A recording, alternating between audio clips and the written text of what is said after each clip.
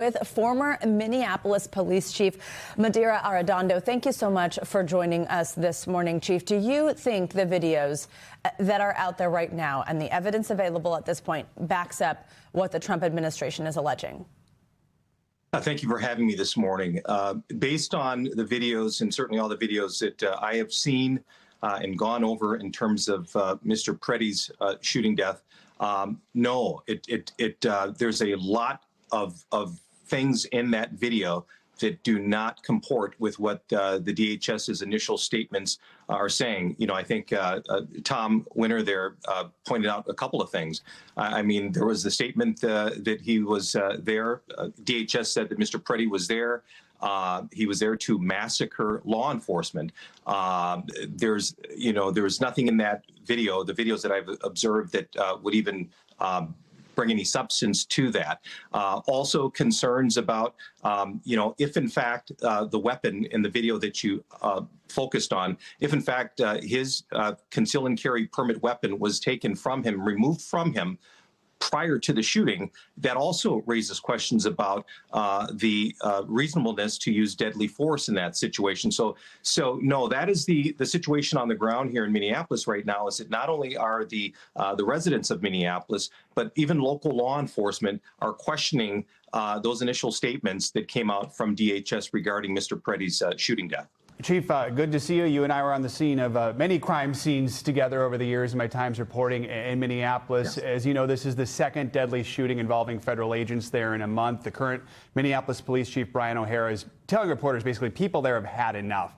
Give us a sense of just how outraged and angry people are there, how it compares with the past, including George Floyd, a situation you know well. Yeah, so good to see you again. So, as you remember, certainly your audience remembers, 5.5 years ago, the city of Minneapolis was rocked by the killing of Mr. Floyd. The city is still trying to heal and recover from that. At that point, 5.5 years ago, the MPD was the focus of a lot of the people's anger and frustration.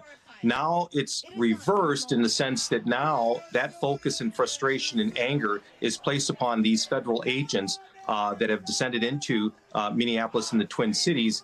And there's a crisis right now of trust and credibility.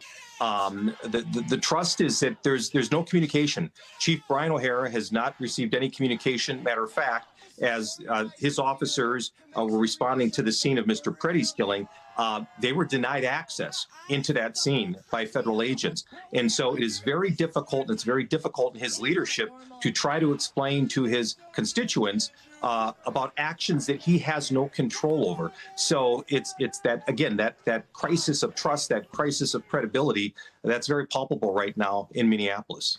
The Chief O'Hara also talked about how his police force is stretched incredibly thin. He said the situation is not sustainable. We had our Tom Winter just pointing out this sort of clash of different branches of law enforcement, and also smartly pointing out to us a few moments ago that local police are the ones who are trained to do something like set up this perimeter around a protest. We now know the activation of the National Guard by Governor Tim Walz is happening. Could that help the situation at all? How do you see that at play here? Yeah, my experience has been that local law enforcement, they know their communities. They are extensively trained in de-escalation. Obviously, Minneapolis police has gone through a lot of policy changes, a lot of training as it relates to protest and public demonstrations since the murder of George Floyd 5.5 years ago. Also, the Minneapolis Police Department, their full complement of personnel is only 600 right now. There's over 3,000 federal agencies involved. And so having Governor Walz activate Minnesota National Guard for specific deployments within the city, I do believe that that's helpful. They know Minnesotans. They are Minnesotans. They're citizen soldiers and airmen. They know the area. They've certainly had a lot of practice. And so I think that will help. But as Tom Winters pointed out, until we can somehow get both federal and local folks to sit down and see the best way to look at an off-ramp to de-escalate this, we're still going to have this situation.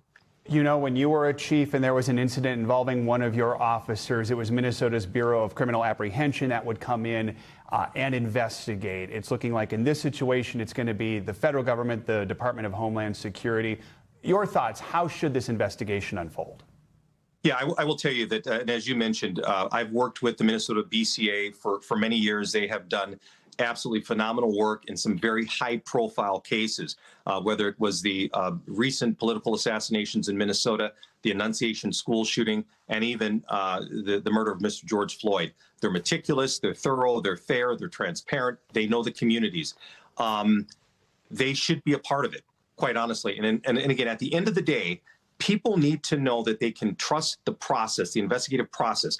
They can have differences about the outcome, but if they at least believe that the process is going to be fair and transparent, they can live with that. Right now, that process in terms of it being fair and that people will really trust, that's in question.